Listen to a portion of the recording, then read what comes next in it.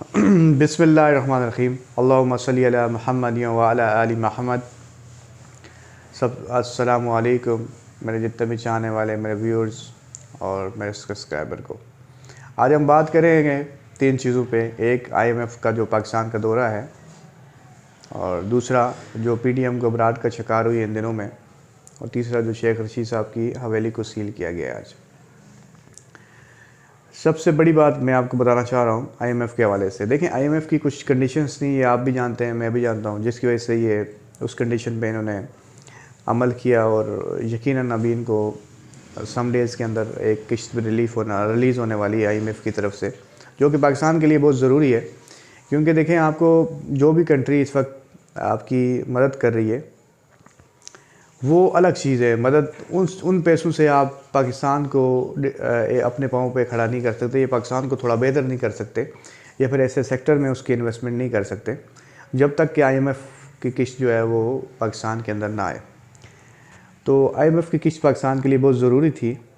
लेकिन देखें, अब बात यहाँ पे आती है ना कि आपकी टर्मिनोलॉजी क्या है, आपकी सोच क्या है, या फिर आपके अंदर लीडरशिप क्या है।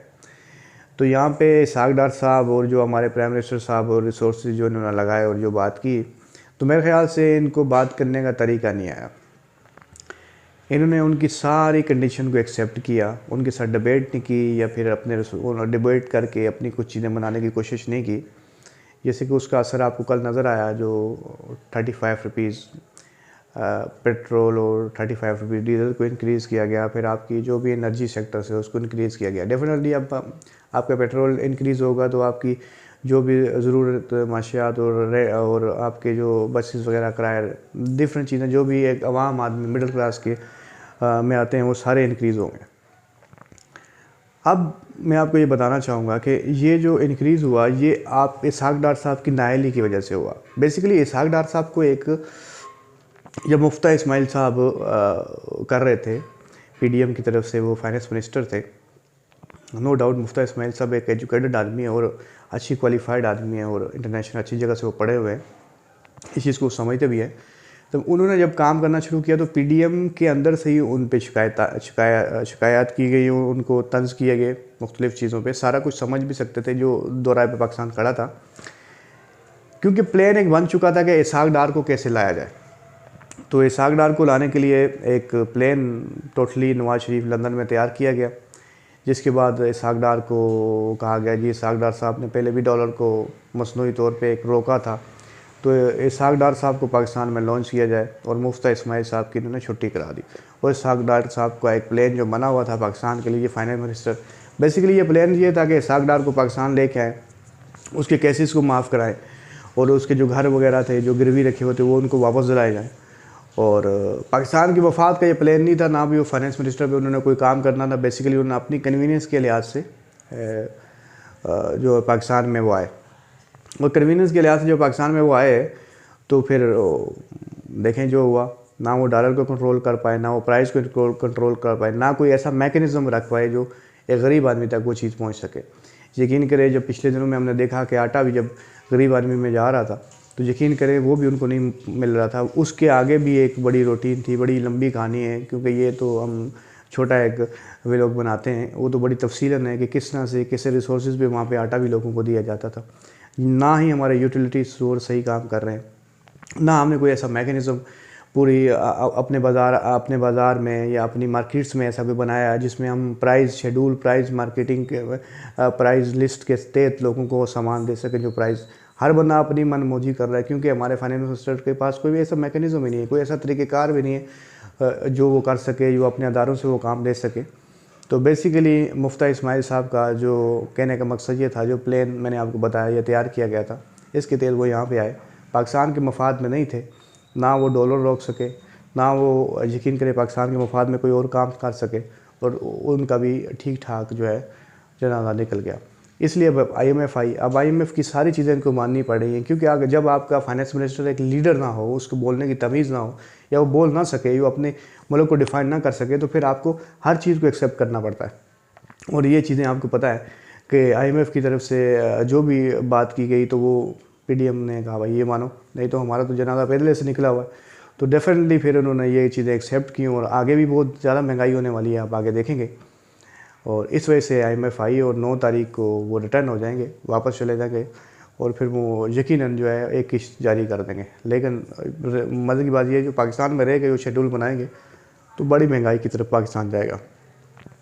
अब हम दूसरे पॉइंट पे आते हैं। दूसरा पॉइंट था IMF, दूसरा पॉइंट था PDM घबराहट का जो शिकार है। देखिए PDM बड़ी खुश थी कि मरीम नवाज़ को लॉन्च करेंगे पंजाब के अंदर और मरीम नवाज़ आएगी और केयर टेकर गवर्नमेंट बना के। अब मसला ये था कि मरीम नवाज़ साहिबा को बड़ा कुछ बताया गया, नवाज़ शरीफ को वो बड़े ख्वाब दिखाए गए। अब उनकी बदकिस्मत समझ लें या कुछ भी आप समझ सकते हैं कि एक दिन वो आई और उनका बड़ा परजोर जो है इस्तकबाल किया गया। दुबई से भी लोग साथ आए और लाहौर में भी किया गया। लेकिन उसके दूसरे दिन ही जो इसहाक डार साहब ने 35 रुपीज़ इंक्रीज़ कर दी और इतनी इन्फ्लेशन रेट को भी बढ़ा दी और महंगाई जो है वो सर तोड़, वो खुद बोल रही है अब। तो अब मरीम नवाज़ को ये समझ नहीं आ रही PDM को कि किस तरह से हम आवाम में जाएंगे। जो हमने पंजाब के इलेक्शन कराने हैं तो हम आवाम को क्या कहेंगे, हम क्या करने आए। क्योंकि जब यही काम इमरान खान साहब के दौर में हुआ करते थे तो फिर ये तनकीर भी किया करते थे, रोटियां भी अपने गले में लटका देते थे और डिफरेंट चीज़ें भी किया करते थे। और लेडीज़ हों जेंट्स हों, इनके वर्कर जो PMLN के थे, तो अभी ये क्या जवाब देंगे आवाम के अंदर जाके। मरीम नवाज़ क्या बोलेगी आवाम के अंदर जाके, क्योंकि उनके पास तो एक वही चीज़ है, एक घिसा पिटा। इसमें कुछ सच भी हो सकता है कि जो IMF के साथ मायदे थे, खिलाफ वर्जी थी इमरान खान ने की थी, उसको हम भुगत रहे हैं। जबकि ऐसा मुझे नहीं लगता ऐसा कुछ है। अगर है भी सही तो अगर आपको पता था कि ऐसे मायदे हुए हैं, गलत हुए हुए या मनबो कर रहे हैं, तो फिर आपको गवर्नमेंट में आने की ज़रूरत क्या थी। आपको गवर्नमेंट ली क्यों आपने? फिर ऐसे इंतशार फैला के आपने गवर्नमेंट ली, उसका असर जो है वो अब इतना नेगेटिविटी में हो रहा है कि आवाम दिन ब दिन दबती जा रही है। तो इसका ज़िम्मेदार कौन होगा?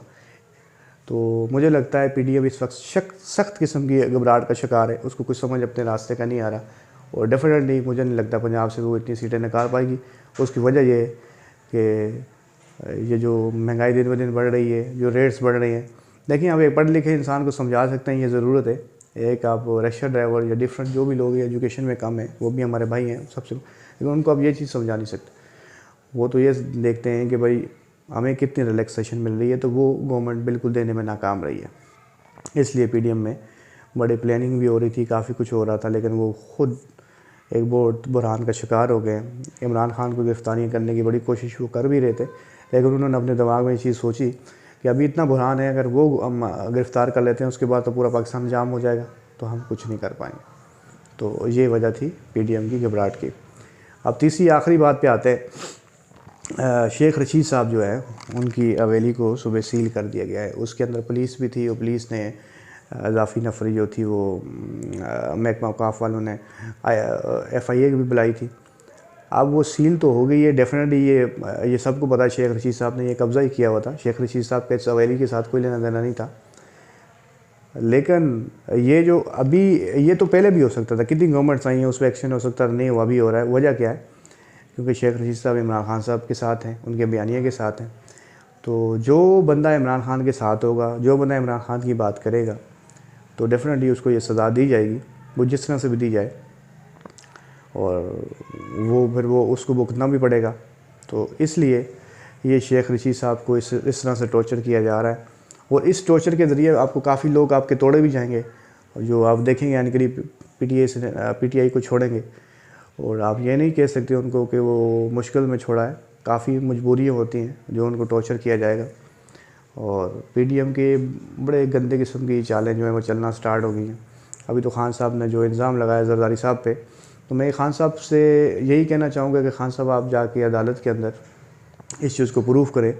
एक अदालत के ज़रिए इल्ज़ाम लगाना और बात है, अदालत के लिए इसको प्रोसीड करें अगर इसमें कुछ सच्चाई है, सही है, गलत है, जो भी है। क्योंकि इस चीज़ पे बयानबाजी में कोई बंदा भी इसको एक्सेप्ट नहीं करेगा। तो हम सब की दुआ है अल्लाह ताला पाकिस्तान को दिन दुगनी रात चौगुनी तरक्की अता फ़रमाए और हम पे अपना ख़ास करम फ़रमाए। अस्सलामु अलैकुम फ़ी अमान अल्लाह। दुआ में याद रखिएगा। अल्लाह हाफ़िज़।